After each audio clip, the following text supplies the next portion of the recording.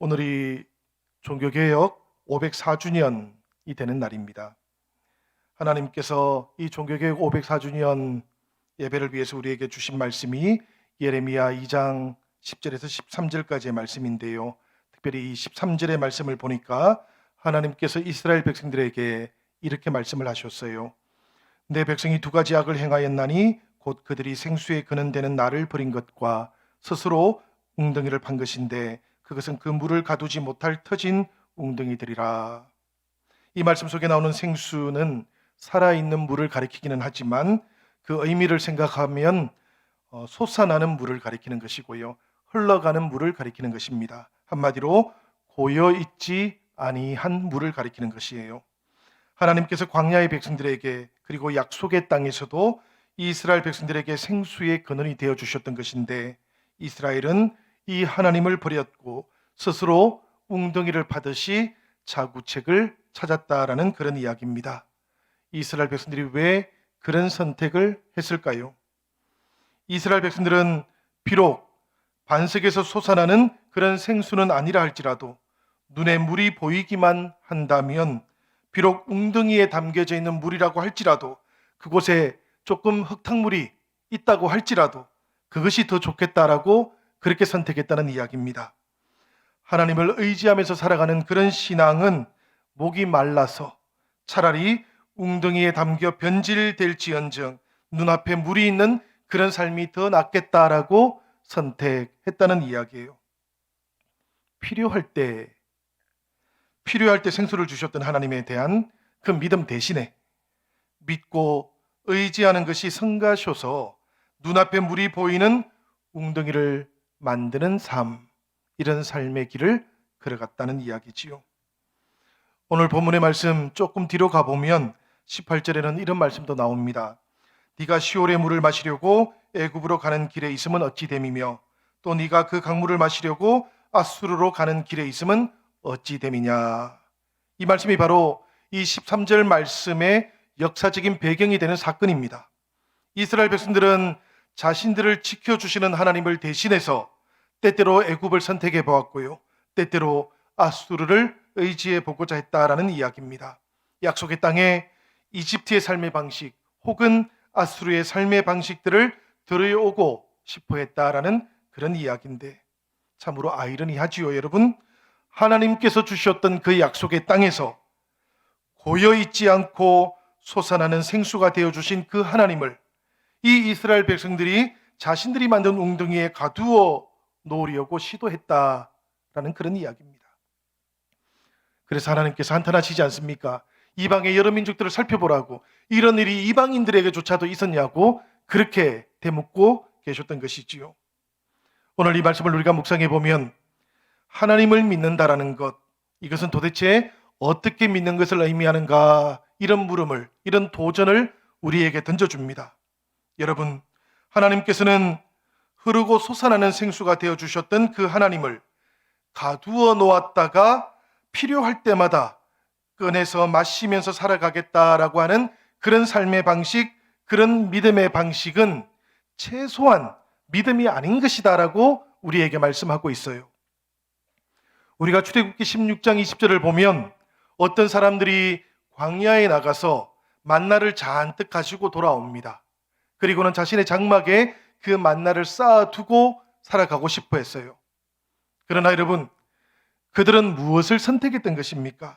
사실 그들은 필요할 때마다 이 만나를 저장해 놓았다가 꺼내 먹으면서 살겠다라고 했던 그런 삶의 선택을 했던 것 아니겠습니까? 하나님께서는 이런 삶의 방식, 믿음의 방식도 믿음은 아닌 것이다라고 분명하게 우리에게 알려주었어요. 광야의 방식도 아니고 약속의 땅의 방식도 아니고 그것은 애굽의 방식일 뿐이다라고 분명하게 말씀하고 계셨던 것입니다.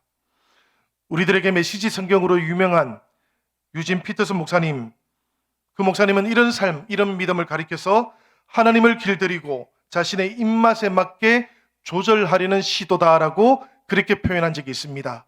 이것이 하나님에 대한 인류의 가장 오래된 고집이다라고 그렇게 표현하게 됐어요. 하나님께 자신을 맞추는 것이 불편하니까 하나님을 자신에게 맞추려는 그런 시도였지요. 내가 하나님 편에 서는 것이 불편하니까 하나님을 내 편에 세우려는 그런 고집이었다라는 그런 이야기입니다. 성공할 수 없습니다, 여러분. 좋은 것도 아닙니다. 그래서 성경은 이렇게 살아가는 삶은 변질된 물을 마시며 살아가는 삶이라고 우리에게 그렇게 알려주는 것이고, 또 이런 신앙은 변질된 신앙으로 하나님 앞에 나아가는 그런 신앙이다라고 분명하게 알려주고 있는 겁니다. 문제는 예레미야 시대의 이스라엘 백성들이 정확히 그렇게 살고 또 그렇게 믿었다라는 것입니다. 그래서 하나님께서는 그들을 향해서 다시 근본으로 돌아와야 한다고, 자기 스스로 판 웅덩이를 버리고 다시 샘에서 솟아나는 그 물을 마시는 삶으로 회복되어야 한다고 그렇게 말씀하고 계시는 것이지요.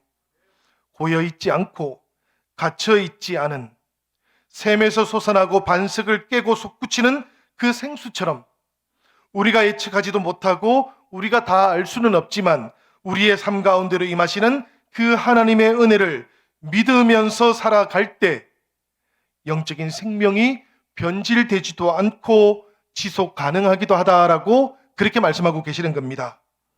내 생각, 내 계산보다 더 크고 자유로우신 하나님을 생각해 보시기를 바라요.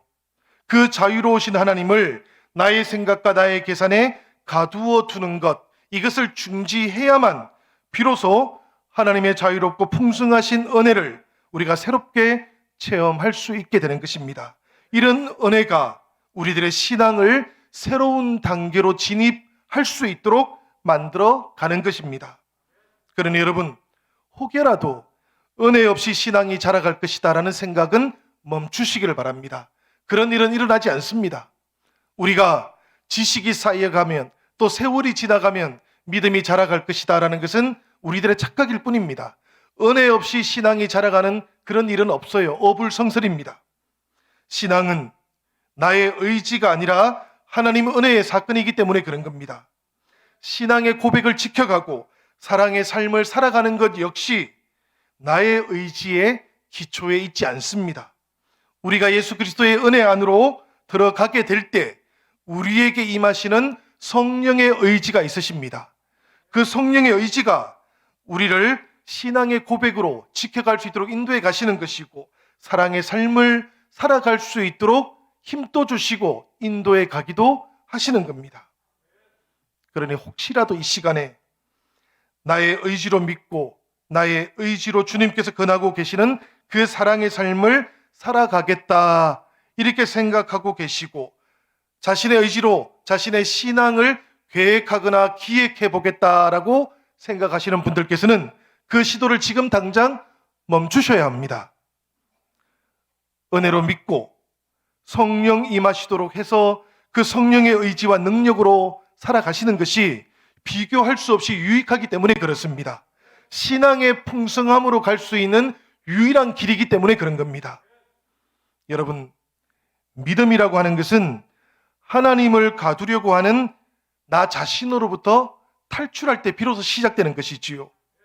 하나님보다 내가 더 크고 하나님보다 내가 더 귀하고 하나님보다 내 뜻이 더 소중해버리면 돌이켜서 근본으로 돌아갈 수가 없는 겁니다. 그리고 나면 내가 죽고 그리스도가 내 안에서 살아가는 이런 신앙의 경험들을 할 수가 없어요. 신앙은 자기로부터 탈출하는 것이다. 그리고 근본이신 하나님께로 돌아갈 때 시작하게 되는 것이다라는 것을 오늘 종교개혁 504주년에 우리가 기억할 수 있기를 바랍니다. 예수님 당시의 유대교 그리고 중세 가톨릭 교회는 정확히 이 지점에서 실패했습니다.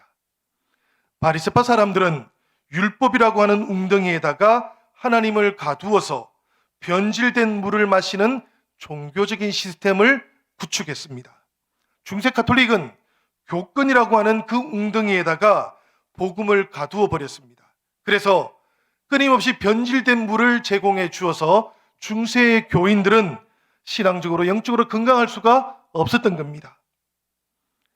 종교개혁 504주년이 되는 오늘 우리가 다시 한번 이 중세 가톨릭 교회가 실패했던 지점들을 돌아보고, 그리고 프로테스탄트 교회가 새롭게 출발하기 위해서 근본으로 돌아갔던 지점들도 우리가 오늘 돌아보면 좋겠습니다.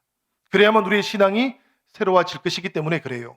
특별히 이 1년 10개월 가까운 코로나 시대를 지나오는 동안에 우리들 각자는 어떤 지점들에서는 신앙을 타협하기도 했을 것이고 또 어떤 지점들에서는 신앙을 조금 위축시키기도 했을 겁니다. 그래서 이 코로나 시대에 맞이하는 종교개혁 기념주의를 통해서 내가 회복되고 내가 돌아가야 될 근본은 어떤 것인지도 돌아본다면 우리의 신앙이 하나님 앞에서 더욱더 새로워지게 될 것입니다. 우리가 중세 기독교 신학을 한번 살펴보면 가톨릭 교회 안에는 7가지의 성사가 있었습니다. 성사라는 것은 교회의 거룩한 일을 말하는 건데요. 우리 프로테스탄트 교회에는 지금 2가지의 성사가 있습니다. 그게 뭔가 하면 바로 세례식과 또 성찬식이에요. 가톨릭 교회는 7가지가 있는데 그 중에서는 우리가 잘 알고 있는 한 가지 성사가 있습니다. 바로 고해 성사지요. 이 고해 성사는 사제가 통회하는 고해자의 죄 고백을 듣고 나서 죄를 사해주는 거룩한 일입니다. 그런데 이 고해 성사는 여기서 끝나는 것은 아니에요. 사제가 죄를 사해주고 나면 죄에 따르는 책임이 있습니다. 그러니까 사제는 죄는 용서해 주지만 벌은 없애주지 못하는 거예요. 가톨릭의 시스템은 죄는 용서하는데 형벌은 취소시키지 못하는 겁니다. 그래서 그 죄에 따르는 책임을 감당하기 위해서 사제는 고해자에게 보속의 행위를 요구할 수 있게 되어 있어요. 그 중에는 보면 심지어 순교를 명할 수 있는 권한까지도 가지고 있습니다. 때때로 시편을 낭송하는 그런 형벌을 주기도 하고요. 특별한 기도를 반복해서 하도록 하는 그런 행위를 요구하기도 합니다. 어떤 사람들은 조건과 상황에 따라서 이런 보속의 행위를 할 수 없기 때문에 그 보속 행위를 면해주는 정명서를 발급했어요. 그 정명서가 뭔가 하면 우리가 잘 알고 있는 면죄부입니다. 의미를 따라서 이름을 붙인다면 사실은 면죄부가 아니고 면벌부가 되어야 돼요. 벌을 면해주는 정명서이기 때문에 그렇습니다. 이 정명서가 중세교회 때는 그렇게 남발되지는 않았습니다. 중세교인들은 때때로 특별한 기도를 드리거나 혹은 시편을 낭송하거나 혹은 하나님 앞에서 특별한 기도를 반복하는 것을 통해서 자신들의 영혼이 새로워질 수 있고 깨끗해질 수 있다고 생각했기 때문이에요. 아주 특별한 경우에만 이런 면죄부가 발행이 되었는데 그런데 어느 때부턴가 이 면죄부와 관련된 일종의 스캔들이 생겨나고 말았습니다. 교황 레오 10세 때의 일인데요. 이 교황 레오 10세는 낭비벽이 대단히 심한 교황이었습니다. 그리고 자신의 이름을 전 유럽에 알리고 싶어 했어요. 그래서 거대한 계획을 하나 세웠는데 그게 뭔가 하면 지금 교황청으로 되어 있는 저 성베드로 대성당을 건축하는 일이었습니다. 이 성베드로 대성당을 건축하는 동안에 가톨릭은 재정 파탄을 맞이하게 되었습니다. 문제는 각 지역에 흩어져 있는 가톨릭 교회들을 계속해서 돌보고 또 교권을 유지하기 위해서 이 가톨릭 교회 지도부가 엄청난 양의 재정이 필요했다라는 겁니다. 그 재정이 필요했기 때문에 교회 지도부가 갑작스럽게 면죄부를 엄청나게 발행하기 시작했어요. 이 면죄부를 판매하는데 아주 뛰어난 두각을 나타낸 수도사가 한 사람이 있었는데 누군가 하면 도미니코의 수도사였던 요한 테첼이라고 하는 사람입니다. 조금 사진이 옆으로 퍼졌기는 한데 저렇게 생긴 사람이에요.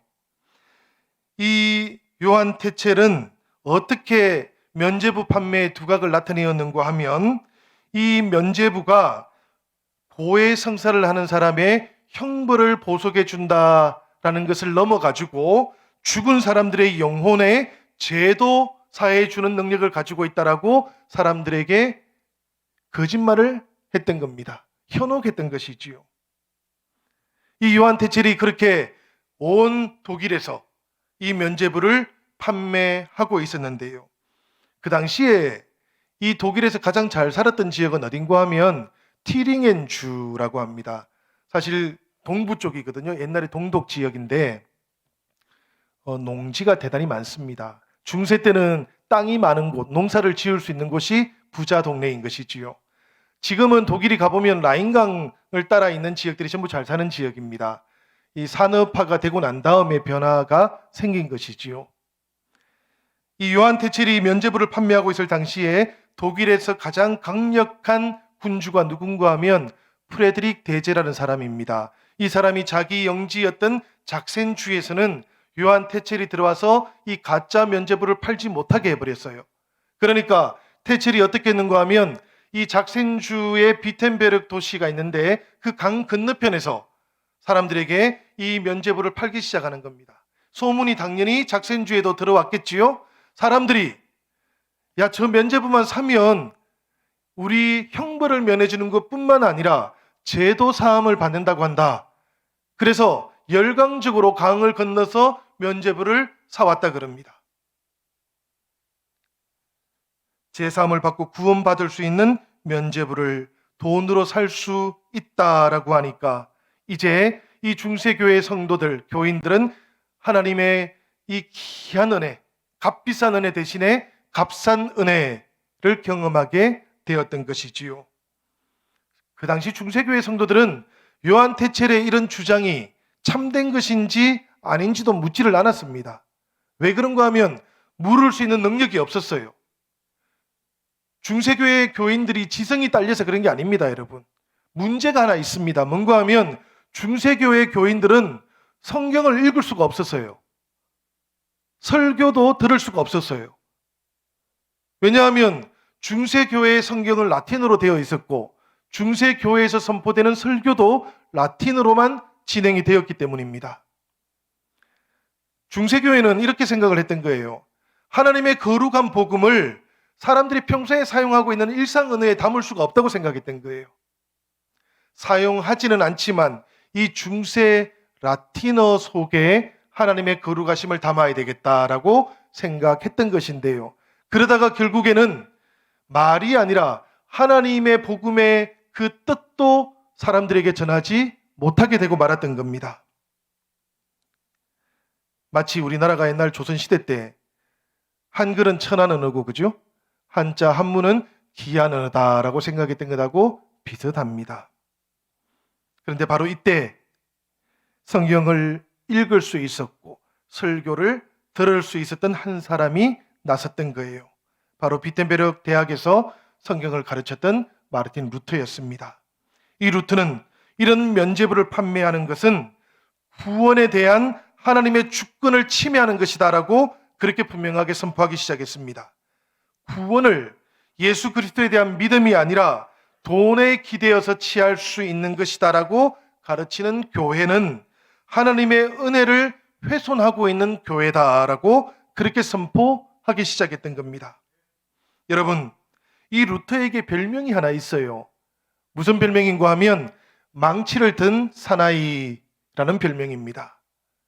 루터가 이 교회를 비판하면서 95개조의 반박문을 붙일 때 망치를 들고 있었기 때문입니다. 루터는 이 95개조 반박문 속에서 중세 카톨릭 교회가 솟아나는 하나님의 샘에서 물을 마시는 것이 아니라 변질된 물을 마시고 있다라고 그렇게 질타하면서 다시 근본으로 돌아가야 된다. 이렇게 선포했던 거예요. 오늘 설교 제목이기도 한 아드 폰테스라는 말은 그 폰테스가 원래 폰스라는 말입니다. 샘이라는 뜻이에요. 솟아나는 샘이라는 뜻입니다. 샘으로 돌아가야 된다. 원천으로 돌아가야 된다. 근본이 되시는 하나님께로 돌아가야 되고 은혜로 돌아가야 되고 믿음으로 돌아가야 되고 말씀으로 돌아가야 한다. 그래야만 우리가 하나님을 다시 만날 수 있는 것이다라고 그렇게 루터가 주장하기 시작했던 겁니다. 우리에게 잘 알려져 있는 솔라 스크립투라, 오직 성경으로, 오직 믿음으로, 그리고 오직 은혜로라는 말은 여기에서 나온 말이에요.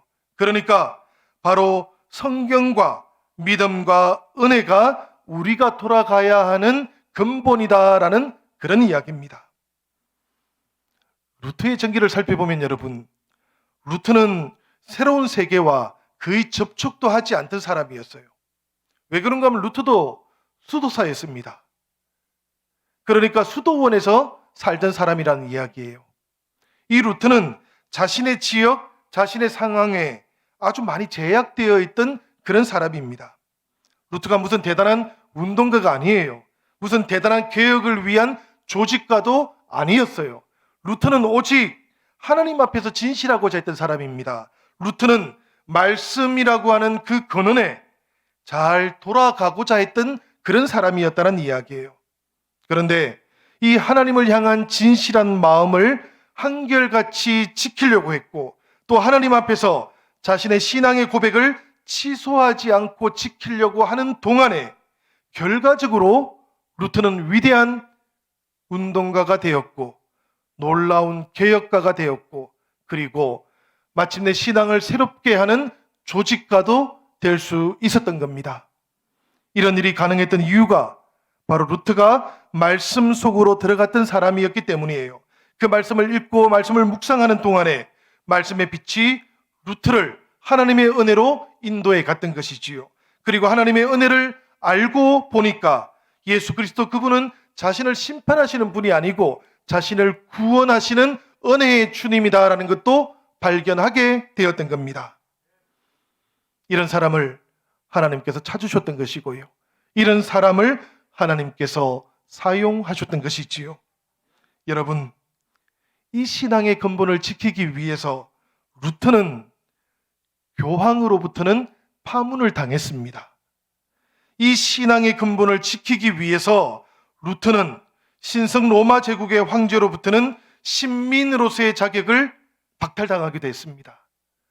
지금은 여러분 우리가 이게 뭐 그리 특별한 일일까 싶지요. 그러나 루트가 살아가던 중세 시대에는 교황으로부터 파문을 당하면 사람들이 루트를 죽이더라도 어떤 종교적인 책임을 지지 않습니다. 신성 로마 제국에 살아가던 어떤 사람이 이 루트의 목숨을 빼앗는다고 할지라도 신성 로마 제국의 법에 따라서 처벌도 받지 않아요. 그러니까 루트는 자신이 살던 그 세상으로부터 버림을 받은 겁니다. 신앙을 지키고 신앙의 근본을 지키기 위해서 그때 루트는 세상의 끝에 서게 되는 것도 마다하지 않았다라는 그런 이야기입니다. 지금부터 정확히 500년 전입니다. 1521년이에요. 루트는 신성 로마 제국 황제 앞에 서게 되었습니다. 그때 신문을 담당했던 신문관이 루트를 향해서 이렇게 물었어요. 당신이 쓴 글 중에서 취소할 부분이 있습니까? 이 물음 앞에서 루트는 그날 밤에 일기에 이렇게 기록을 해놓습니다. 그리스도께서 살아계시는 한 나는 내가 쓴 글의 한 줄도 아니 한 글자도 취소하지 않으리라. 그렇게 결단하며 그 밤을 기도했고요. 그리고 그 다음 날 오후에 다시 황제 앞에 서게 되었을 그때 루트는 이렇게 선언하기 시작했습니다.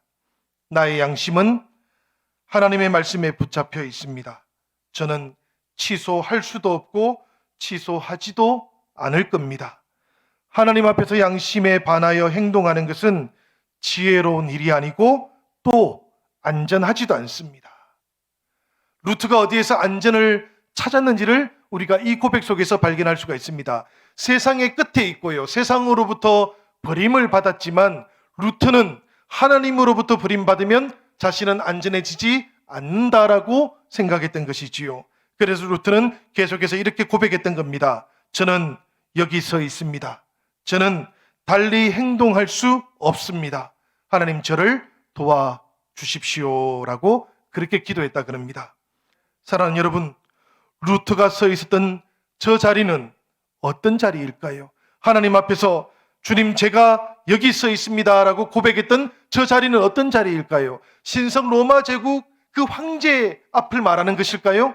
아니면 재판을 받고 서 있었던 그 보름스 대성당의 그 야외의 자리를 말하는 것일까요? 그렇지가 않습니다, 여러분.